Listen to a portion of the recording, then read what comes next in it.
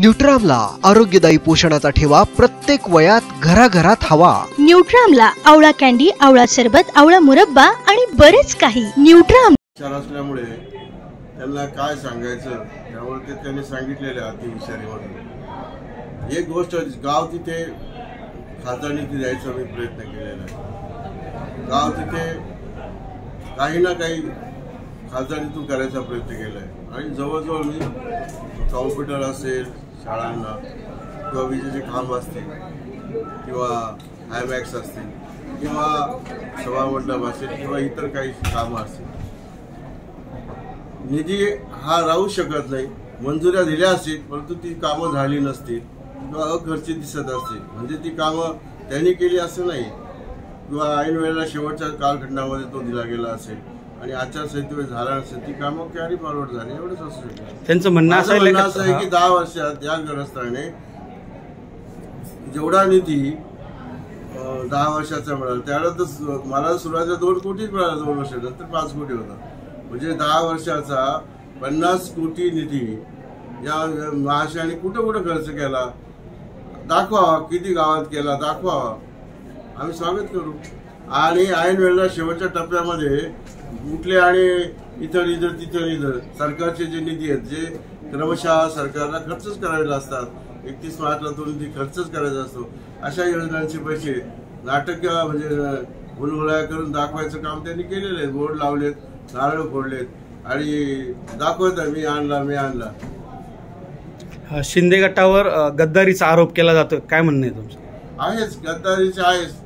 गद्दार या अर्थानं आहे की ज्या माणसानेच मोठं केलं यांना, ज्यांच्या ज्या पक्षामुळे आणि ज्या माणसामुळे ही माणसं खऱ्या अर्थाने निवडून आली, ती त्या माणसाने ऐन वेळेला आपले काळे धंदे लपवण्यासाठी गद्दारीच केलेली आहे। तुमच्यावर पण काल भाजपचे जे एक पदाधिकारी सीताराम बांगरे यांनी एक आरोप केला की खऱ्या अर्थानं शिंदे गट नाही तर खऱ्या अर्थानं भाऊसाहेब अप्सरे गद्दार आहेत, कारण त्यांनी काँग्रेस, शिवसेना, नंतर काँग्रेस, परत बीजेपी आणि आता पुन्हा शिवसेने काढायला, ते खऱ्या अर्थानं ते गद्दार आहेत असं ते म्हणतात।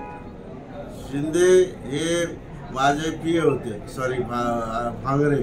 भांगरेला मी माहिती आहे गद्दारी का काय आहे, त्यांना विचारा की गद्दारीची भाषा काय असते ती। मी गद्दार असतो तर का गेलो का आलो हे त्यांना कळालं नसतं। मी गेलो आणि लागलीच शिवसेनेत आलो होतो, लाला विलंब तेवढाच भाग आहे, बाकी ज्या शिवसेनेत माझा जन्म आला त्या शिवसेनेतच मी परत स्वग्रही आलेलो आहे। मी गद्दार म्हणून आलो नाही, स्वग्रही आलेलो आहे। त्यानंतर खासदार जे आता घाटमाथ्यावरच्या पाणी वळवण्याची भाषा बोलतात, काय सांगाल? ही शुद्ध फसवणूक आहे या माणसाची। खरं म्हणजे हा माणूस इतका फसवा, इतका बनवणी करण्यामध्ये एकदम बेताल आहे।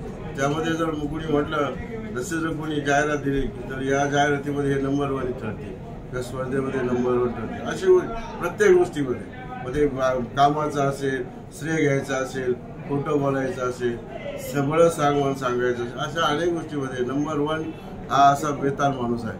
खरं म्हणजे या माणसाच्या बाबतीमध्ये आपण जे मला काय म्हणाल तुम्ही म्हणजे विषय आपला नाही ते घाटमाथ्यावरच्या पाणी वळवण्याच्या पाण्याच्या बाबतीमध्ये सांगितलं पाहिजे की याबाबतची भूमिका, याबाबतच्या प्रश्नांची उकल मी खासदार असताना आम्ही आमच्या कार्यकर्त्यासह तो हिवरा डोंगर असेल किंवा त्या भागाचा साम्राज्य भाग असेल, ते पट्टे असतील किंवा सह्याद्रीच्या रांगा असतील, त्या ठिकाणी आम्ही स्वतः जाऊन पाहणी केली, त्या ठिकाणी आम्ही चर्चा केली आणि त्यावेळेला त्यामध्ये काय होऊ शकतं, कुठे पाण्यासाठे होऊ शकतात, घाटमाथ्याचं पाणी कसं वळवतात याची चर्चा अधिकाऱ्यांसोबत केली, त्याबाबतचे प्रश्न, त्याबाबतची विचारणा त्यावेळच्या लोकसभेमध्ये केलीच आम्ही, परंतु त्यावेळेचे जे मुख्यमंत्री होते त्यांच्याशी देखील याच्याबाबतची चर्चा बैठकांमध्ये केलेली आहे आणि हा प्रश्न तेव्हापासून जो सुरू केलेला आहे तो नंतर आता उचलला गेलेला आहे आणि आता तेही पण निश्चितपणाने सांगतो की हे पाणी घाटमाथ्याचं नदीजोड प्रकल्पाचं पाणी मराठवाडा विदर्भाला न्यायचं आहे, आमचा भाग वंचित ठेवायचं, जे काही या सरकारचं चालू आहे ते देखील आता आम्हाला ते थांबवावं लागेल, त्यासाठी देखील लढाई करायची। घाटमाथ्यावरच्या पाणी वळवण्याचा जो प्रश्न म्हणतोय आपण, खऱ्या अर्थानं गोदावरी खोऱ्याचं जे खोरं जे आहे, हे बेसिन जे आहे हे तुटीचं खोरं आहे आणि मग ह्या तुटीच्या खोऱ्यामध्ये पाणी उपलब्ध प्रमाणपत्र मिळत नाही, त्याच्यामुळे एकही प्रकल्प होऊ शकत नाही। मग ही घाटमाथ्यावरची जी काही योजना लोक जे सांगतायत, खासदार सांगतायत, तुम्ही सांगतायत, ही योजना फसवी आहे का? मग नाही, योजना बसविण्या त्याच्याबाबतचं राज्याच्या मुख्यमंत्र्यांनी मंत्र्यांनी आणि याच्याबाबत केंद्रामध्ये चर्चा जी झाली याचं जे सूत्रवाच आहे त्यावर पर्याय त्यांनी शोधले असतील. कोणत्याही गोष्टीला पर्याय असतोच ना. जरी तर तुटी जरी घोडा असेल तर त्यामध्ये पर्याय त्यांनी तापी घोडं त्याच्यामध्ये समाविष्ट आहे. तापी घोड्याचं पाणी देखील वाढवायचा प्रयत्न आहे. अनेक गोष्टी त्याच्या गोष्टीचा अंतर्भाव असेल त्यातले इरिगेशनचे अधिकारीच याबाबतचा निश्चितपणाचं उत्तर देतील. त्यानंतर खासदार जे आहेत लोखंडे तर ते निळवंड्याचं श्रेय घेत आहेत, काय सांगाल तुम्ही? मी सांगितलंच आहे की निवडण्याच्या बाबतीमध्ये निश्चितपणाने मी सांगू शकतो की हे श्रेय त्यांचं घेण्याचं काम अत्यंत कुटील आहे, खोटं आहे. मी खासदार असताना सर्व मान्यता माझ्या कालखंडामध्ये त्या मिळवलेल्या आहेत आणि 14 मान्यता मिळवल्यास 3 मान्यता देखील पाटपाणी कृती समितीच्या कोर्टातून मिळालेल्या आहेत. एकाही मान्यतेशी त्यांचा संबंध नाही.